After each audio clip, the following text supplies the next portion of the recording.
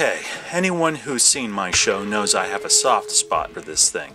Many gamers shit on it. Even the angry video game nerd is guilty of jumping on that bandwagon. Still, the 32X gave us some great games well worth remembering that remain exclusive to this day. Before we dive into any of that, we gotta talk about its birth. In the beginning, the 32X was meant to be a standalone 32-bit console. Once Sega found that compact discs were cheaper, they decided to move forward with an entirely new project, the Saturn. They weren't done with the 32X though. Why abandon all that hard work when you can rework it into an add-on? It made sense. Genesis had stiff competition from Nintendo, and interest in the Sega CD was waning. The 32X could have solved those problems. Sadly, it didn't. Why? Well, the Saturn's launch was imminent. It was truly the next level, and everyone knew it. Consumers and developers soon lost confidence. Sega's hype machine made matters worse. Some titles, specifically Doom, fell short of expectations. Some serious design issues as well. Oddly enough, I'm not talking about the AC adapter. Don't get me wrong, it's a pain in the dick, but my issues lie with how it was marketed. Remember all those advertisements that told you just to stick it in your Genesis? Well, that's bullshit. Sure, the Model 2 is fairly simple and straightforward. You stick it in your Genesis. God, that sounds so wrong. Plug in the AC adapter, then an AV cable that connects the Genesis directly to the 32X. If you have a Model 1 Genesis, you'll need these fucking forceps in addition to a converter cable. What the... You get the picture? Apparently some units fucked up your cartridges, but I never had this issue. Another C- on this unit's report card is that, much like the Sega CD, many titles from its paltry library were already available on Genesis or Master System.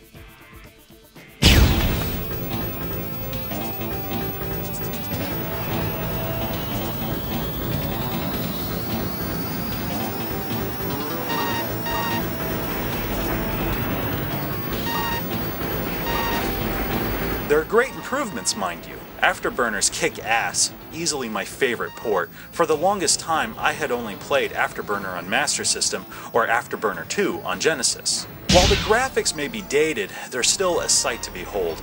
It may be nostalgia talking, but I don't care. Afterburner hasn't looked this good since I first laid eyes on her way back when, at Aladdin's Castle. This sexy beast entered our lives in 1987, and it's still an incredibly fun game. Timeless, classic. Yu Suzuki be praised.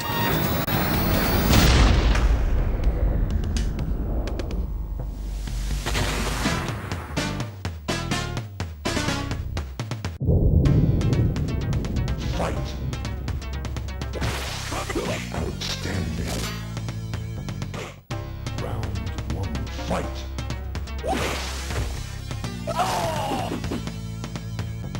As for Mortal Kombat 2, the improvements weren't so dramatic. Sure, resolution's much sharper, way more colors, and Shao Kahn actually says Fatality. Otherwise, they're the same. That's not a bad thing though. Same great control and gameplay, hell, same fucking soundtrack.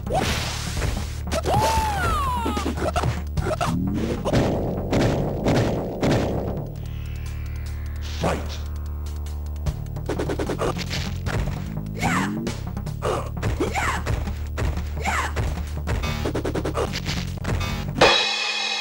32X got a few things right though. Unlike Sega Saturn, which used quadrilaterals to render three-dimensional shapes, 32X used triangles, which is a standard. Something that really blows me away is the light sourcing on display. Check out Shadow Squadron. Light emanating from the sun will shift on the hull of your craft as you maneuver. Then we have BC Racers, where you actually need a headlight to guide you. There's some fine examples of texture mapping, like Doom.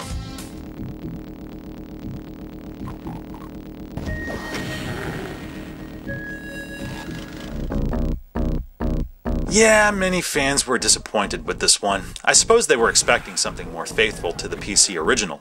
Still, it isn't bad. Besides this strange border surrounding the screen, the lousy soundtrack, missing levels and sprites, it isn't horrible. Seriously, the frame rate is smooth and control is tight. There's more to love here than the SNES version.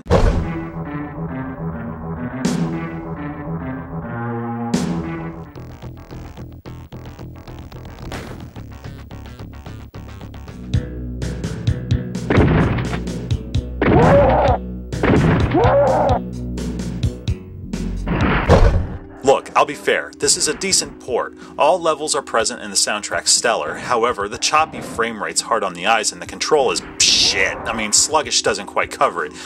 God forbid you want to put this fucker to bed and grab a bite. When you turn it off, there's no picking up where you left off like most games. You gotta start over from the beginning. Ultimately, 32X was a failure. It was discontinued 1 month shy of its first birthday. Many see it as Sega's greatest mistake. There may be something to that. If Sega had focused their efforts on the Saturn, perhaps that console wouldn't have suffered so greatly. Debatable. None of that matters anymore. 32X may have been a mistake, sure. Then again, aren't most children a great big whoops? At least we got a few good games and some wonderful nerd debates out of it. Next week, we'll take a closer look at this bastard's legacy. Until then, just stick it in your Genesis, fucker.